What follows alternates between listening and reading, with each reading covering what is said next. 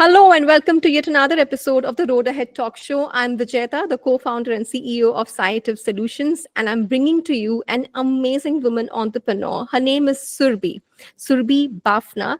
She is the founder of a very unique product. It's an organic product for babies, and she's going to talk a lot about it. But before that, let me quickly hand over to Surbhi. Hey, Surbhi, welcome to the Road Ahead Talk Show. Hi, Vijeta. Thank you. Thank you so much for having me here. So, Surbhi, today this is going to be a very open talk. We will be talking a lot about what you are as an entrepreneur, because there are many people who will be listening to you and might get inspired about starting their entrepreneurship as well. So we will speak about your entrepreneurship and your journey thus far, and Sure. we'll talk about your product. Okay. Absolutely. So with that, Surbhi, help me understand who is Surbhi, right? Surbhi's journey before becoming an entrepreneur. Okay. Um,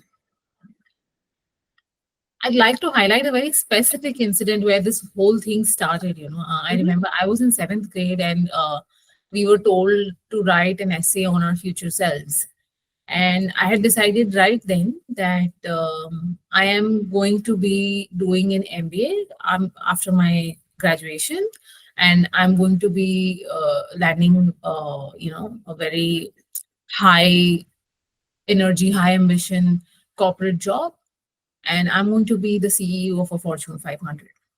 And I had decided this when I was in seventh grade, and broadly stuck to that path.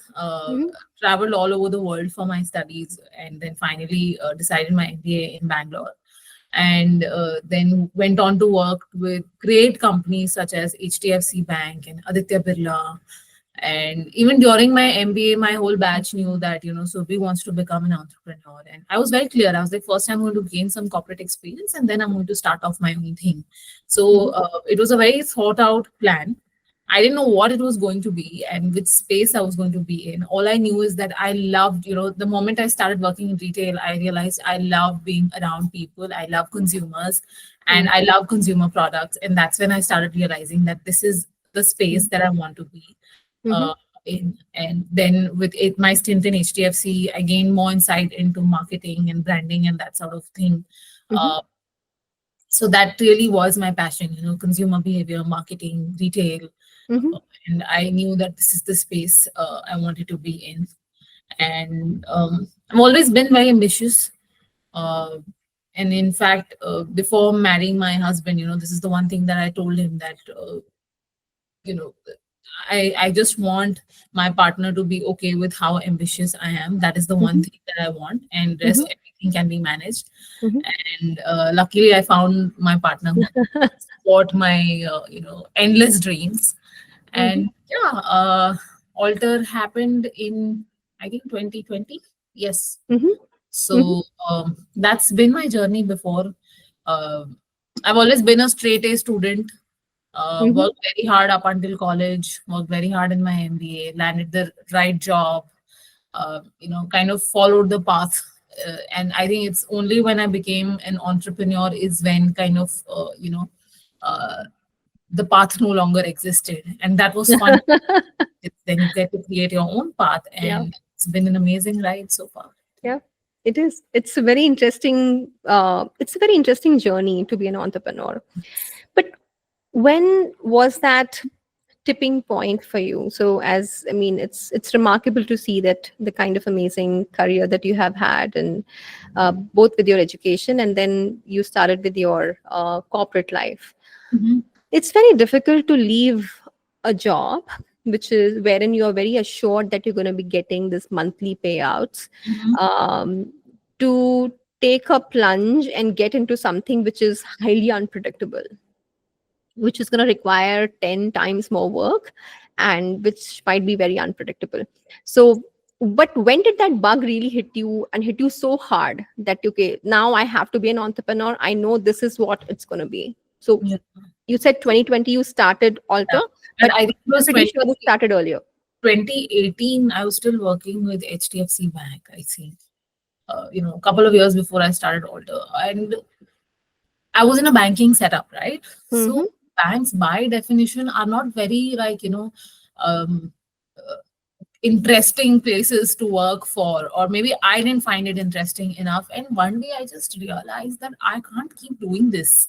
Mm-hmm. Every day coming to a desk, doing my 9 to 6, 9 to 7, whatever, getting paid at the end of the month is, I'm in my 20s. It's not exciting enough. What happened to that dream that the 20-year-old had in her, MBA? This was just Mm-hmm. going to be for a few years, and then I was supposed to do something of my own. But I realized I was kind of, I got that feeling that I'm chained to my desk, Mm-hmm. like there was those invisible chains around me, and I was like, no, this has to stop. I have to get out of my comfort zone. And without having an inkling of what I was going to do next, I just put my papers, and as they say, I just left. I was like, Mm-hmm. this cannot be life. Mm-hmm. uh, True. because at a very young age I'd seen this movie that featured Margaret Thatcher. She was the first female prime minister of the UK, and one line that she had said inspired me. She was a very young girl. She was washing a teacup, and she said, I do not want to die or end my life washing a teacup. My life has to mean something. Mm. And it True. was stuck in my mind. And that one day in office, I realized this cannot be it. Wow. All my life I've been so ambitious, I've had dreams, but this cannot be it. Mm-hmm. I've not come this far to only become this far. Mm. And that's when I realized that my life has to mean something more than this. I have to create an impact, and the only way I can do this is by starting up something of my own. Mm. And it cannot be just any business either. It has to be really something that has an impact on millions of people's lives. That's True. how big I wanted it to be. It cannot be just any old thing. It was not just Mm-hmm. about money for me. It was Right. about leaving a legacy behind, creating an Mm-hmm. impact. Those were the two most important things that I wanted to do, and touch upon the life of every consumer that my business served. True. So that's when I got into it, and I've been always super into sustainability and sustainable living. And like I said, the next few years were spent doing a lot of research, and that's when we stumbled upon this idea, because it came out of a very personal incident. A baby in the family, she developed a diaper rash. Mm.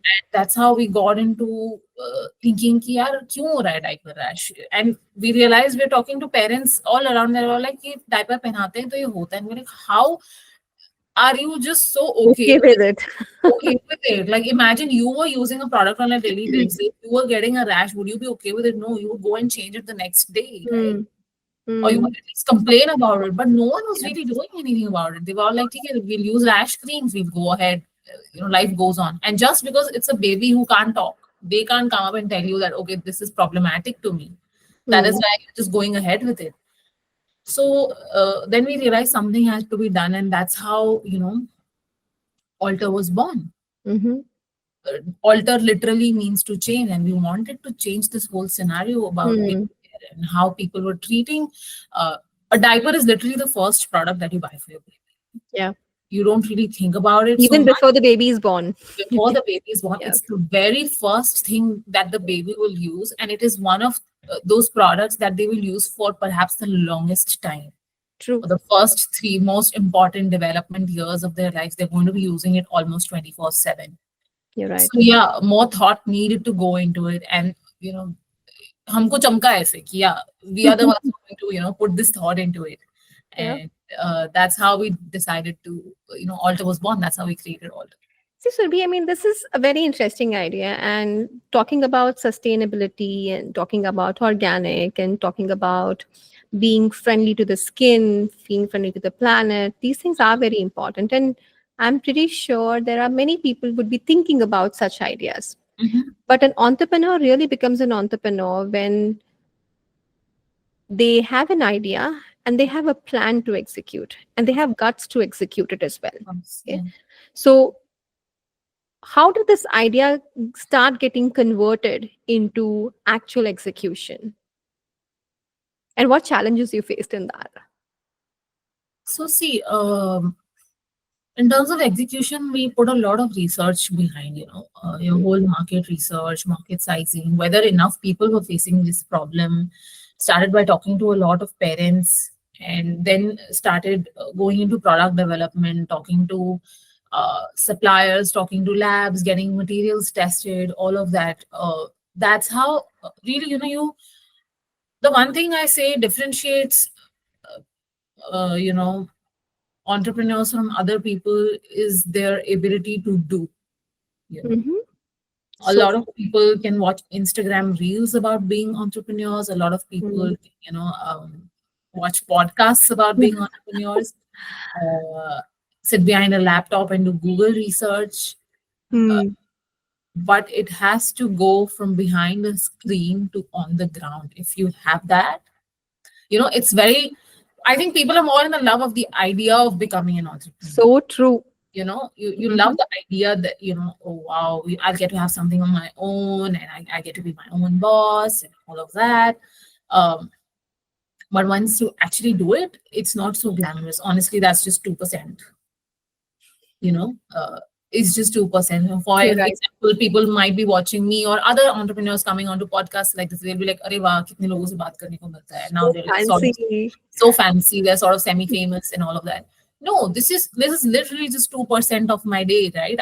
I'm going to be doing 100 other things, non-glamorous things that no one even sees, and those are Mhm. hard to do.